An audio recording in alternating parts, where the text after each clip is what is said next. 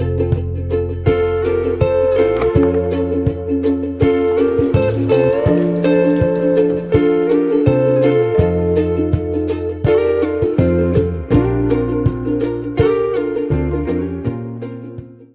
All, welcome back to my channel friends. Hope you all are doing good in your life. So कैसे हैं आप सब लोग।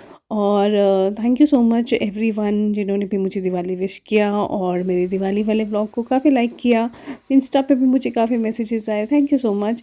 And ये है दिवाली से 2 दिन बाद का वीडियो, बिकॉज दिवाली के बाद तो ना, मतलब जिस दिन तो दिवाली थी, चलो उस दिन एनर्जी इतनी थी कि सब काम हो गए, लेकिन जैसे ही रात को सोए और अगले दिन सुबह तो इतनी थकावट थी बहुत ज़्यादा।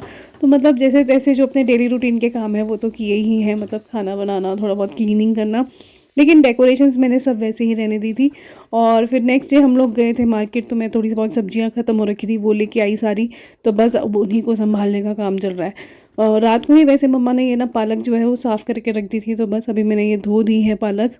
और साथ में जितनी भी सब्जियां थी रात को धो दी थी, और अब बस जो है वो सूख गई है, तो इनको अब अंदर जो है वो रेफ्रिजरेटर में स्टोर करके रखना है, ताकि वो काफ़ी लंबे टाइम तक जो है वो फ्रेश रहें।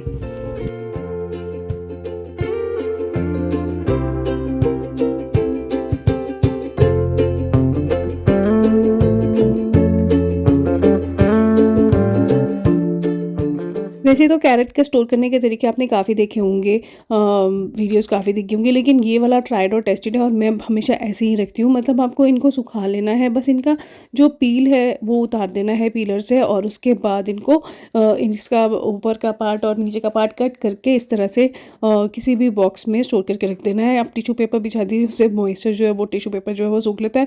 बीच बीच में थोड़े दिन में आप इसका टिश्यू पेपर जो है वो चेंज कर सकते हो। और ये वाले बॉक्सेस जो है मेरे जो वेजिटेबल्स रखने की, ये तो बहुत ही अच्छे हैं। इसमें तो काफ़ी टाइम तक सब्ज़ी जो है फ्रेश रहती है। तो अगर आपके पास इसका, मेरे पास कोई मतलब दिखेगा कोई लिंक, तो मैं शेयर कर दूँगी, क्योंकि अमेज़ॉन वगैरह पे काफ़ी हैं ये वाले, लेकिन मैंने तो यहाँ पे मार्केट में ही लिए थे।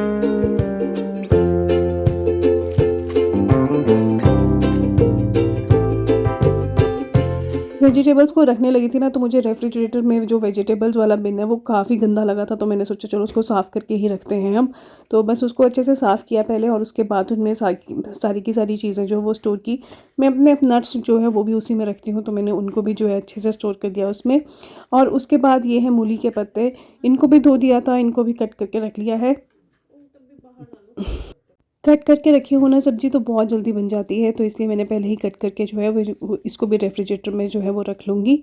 और बस उसके बाद साग जो है, उस साग को जो है वो मैं बॉईल करके रख लूँगी, और जब भी खाना होगा तो बस जस्ट तड़का लगाएंगे और इट्स रेडी टू ईट।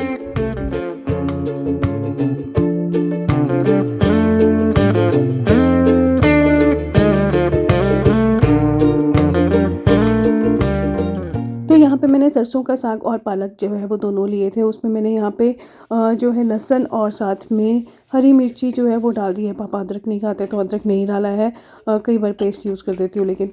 और बस इसमें फिर पानी डाला है थोड़ा सा, और इसको अब स्टीम दिलवा लेंगे, और बस उसके बाद इसको ठंडा करके फ्रिज में रख देंगे।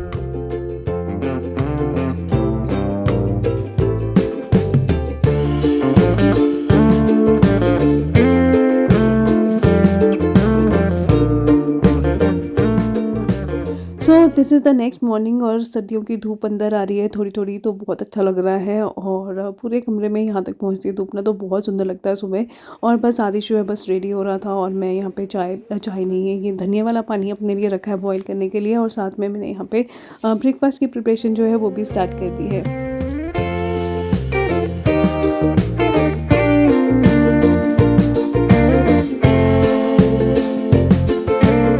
आज ब्रेकफास्ट में बन रहा है थेपला। वैसे मुझे एग्जैक्ट रेसिपी नहीं पता है, बट या हाँ, मुझे इतना पता है कि उसमें मेथी डलती है, तो ये मैंने मेथी जो है वो धो के जो है वो काट ली है। और साथ में मैं इसमें वैसे तो इसमें प्याज नहीं पता नहीं, मुझे मैं को एग्जैक्ट रेसिपी नहीं पता, किसी को पता होगी तो ज़रूर मेरे साथ कमेंट सेक्शन में शेयर करना। मैंने अपने हिसाब से इसमें प्याज भी डाल दिया है, वो भी स्प्रिंग अनियन जो है वो डाला है, और साथ में हरी मिर्ची डाली। और मैंने आटे में आटा लिया है, व्हीट फ्लोर, और साथ में बेसन जो है वो भी ऐड कर दिया था उसमें।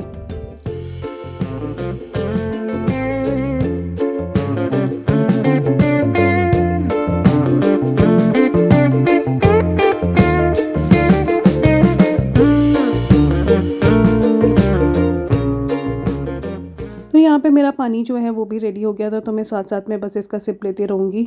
और सर्दियों में गर्म पानी पीना सुबह तो अच्छा लगता है, लेकिन हाँ, ये मैं धनिया वाला पानी भी लेती हूँ। धनिया जो होता है ना वो आपके थायरॉइड के लिए अच्छा होता है, तो इसलिए मैं धनिया वाला पानी ही पीती हूँ।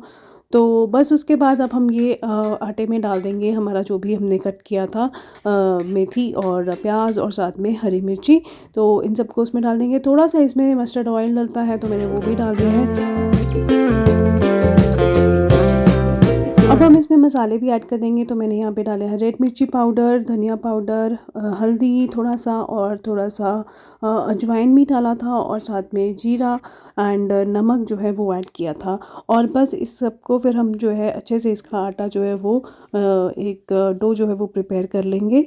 और फिर उसके बाद इसको हम परांठे की तरह जो है वो बना लेंगे।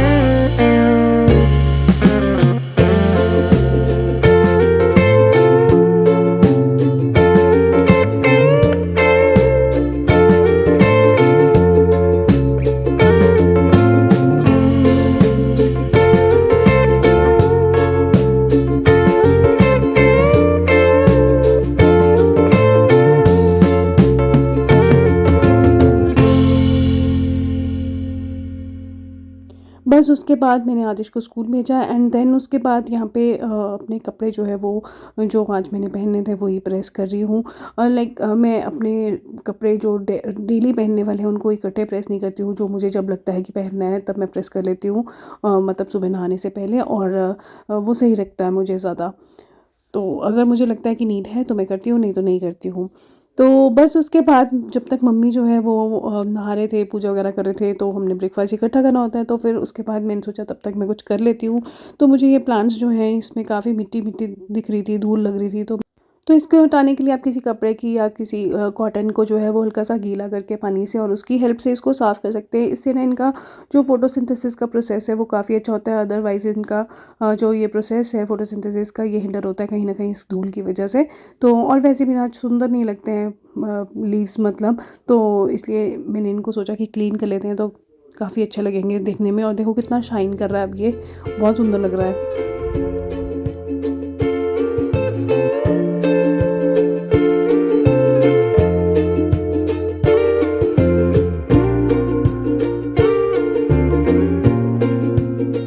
तो बस अब बारी आ गई है दिवाली के सारे जो हमने डेकोरेशंस की थी उनको उतारने की। तो पहले तो दिवाली की डेकोरेशंस लगाओ, उनका काम, उसके बाद दिवाली की सफाई का काम। जो हमने दिवाली में डेकोरेशंस वगैरह लगाई हैं उन सबको उतार के अगर ढंग से रखते हैं तो वो बहुत दिन तक चलते हैं। तो ये मैंने आपको बताया था कि ये मैंने DIY किया था। देखिए कार्डबोर्ड की हेल्प से लोटस तैयार किए थे और इनका काफ़ी अच्छा यूज़ हुआ। लास्ट वीडियो अगर आपने दिवाली वाला देखा है मेरा, तो उसमें आपने देखा होगा कि मैंने किस तरह से इसकी हेल्प से जो है वो अपना मंदिर का जो बैकग्राउंड डेकोरेशन था वो किया था।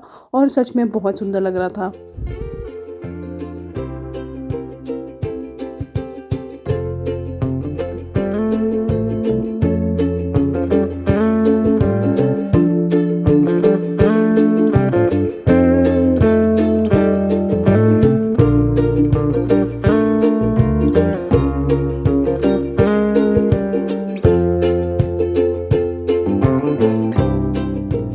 तो ये वाले जो गेंदे के फ्लावर्स की जो आर्टिफिशियल फ्लावर्स की जो स्ट्रैंड्स हैं मेरे, ये मैंने लगाए थे। तो लेकिन ना धोए नहीं थे, तो मैंने सोचा इस बार इनको धो के ही रखती हूँ अंदर, बिकॉज मैं इनको पैकेट्स में डाल के ही रखती हूँ तो फिर ख़राब नहीं होंगे। तो इसलिए मैं सोच रही थी कि इनको धो के ही अब अंदर रखूँगी। तो सबसे पहले मैंने सारे उतार के जो है वो इकट्ठे करके रख लिए और फिर उसके बाद एक साथ इनको धो लूँगी। इस बार जब ये लगाई थी ना तो उसको मैंने डॉक्टर्स टेप बोलते हैं जिसको, या फिर मेडिकल टेप, मास्किंग टेप बोलते हैं, उसकी हेल्प से लगाया था। और बिल्कुल दीवार से कुछ भी पपड़ी सी नहीं उतरी है और एकदम क्लीन रही है दीवार। तो ये अच्छा रहा था, मुझे अच्छा लगा। एंड बस उसके बाद सारी डेकोरेशंस जितनी भी माला वगैरह लगाई हुई थी वो सब उतारी। और उसके बाद उन सबको अब जो है वो धोऊंगी, वॉश करूँगी और फिर उसके बाद सुखा के फिर ही अंदर रखूँगी।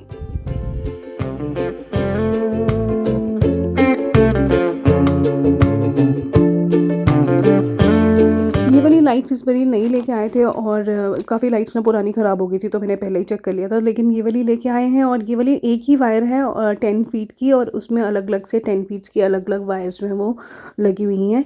तो ये वाली ना मतलब बहुत ज़्यादा उलझ जाती है, तो इसको संभाल के रखना बहुत मतलब ज़रूरी था, क्योंकि नहीं तो फिर वो अगर उलझ जाएंगी तो दोबारा जब यूज़ करेंगे तो बहुत मुश्किल हो जाएगा। और ये रहा मेरा बॉक्स, मेरी एक ट्रंक है जिसमें मैं अपना सारा डेकोरेशन का सामान जो है वो संभाल के रखती हूँ। तो जब मैंने इसमें से निकाला था तभी इसके खाली बॉक्स जो है सारे लाइट्स वगैरह के और भी जो भी डेकोरेशन थी उनके यहीं इसी में रख दिए थे, या कोई जैसे, तो उससे ये होता है कि गुम नहीं होते हैं, तो फिर दोबारा अगर डालना हो तो फिर हमें वहीं पे मिल जाएंगे। तो ये मैंने इस तरह से ना अलग अलग कर लिया है सब वायर्स को, जो है वो एक बंडल बंडल बना के अलग कर लिया था इसका, और उसके बाद इसमें जो है वो इस तरह से प्लेस कर दिया है, सो डैट कि जब अब दोबारा निकालूंगी ना तो वो मिक्स नहीं होंगे सारे।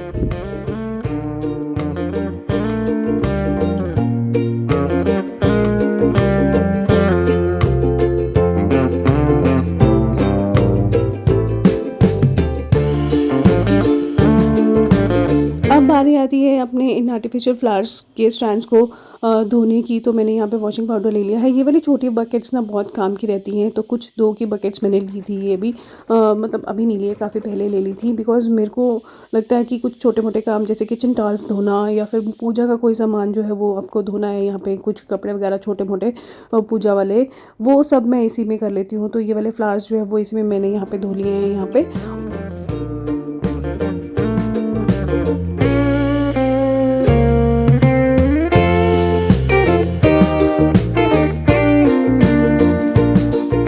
उसके बाद जितने भी तोरण या फिर कुछ आर्टिफिशियल और भी मेरी डेकोरेशन के सामान थे या जो मेरे DIY भी थे, उनको मैंने बहुत अच्छे से पैक करके ना इन पैकेट्स में रख लिया है, और इनको मैं अब उसी ट्रंक में जो है वो डाल दूँगी।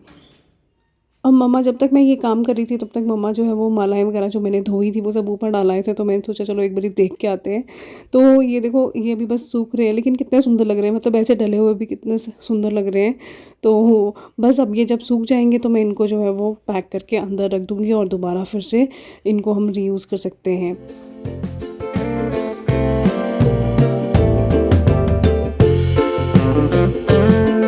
तो इसी तरह से मेरा दिवाली का जो बाद वाला काम था, दिवाली की डेकोरेशंस को संभाल के रखना, सो डैट कि उनको हम नेक्स्ट टाइम के लिए जो है अच्छे से यूज़ कर पाएँ, तो वो भी हुआ। और होप आपको आज का वीडियो अच्छा लगा होगा। अगर अच्छा लगा है then please do like and subscribe my channel.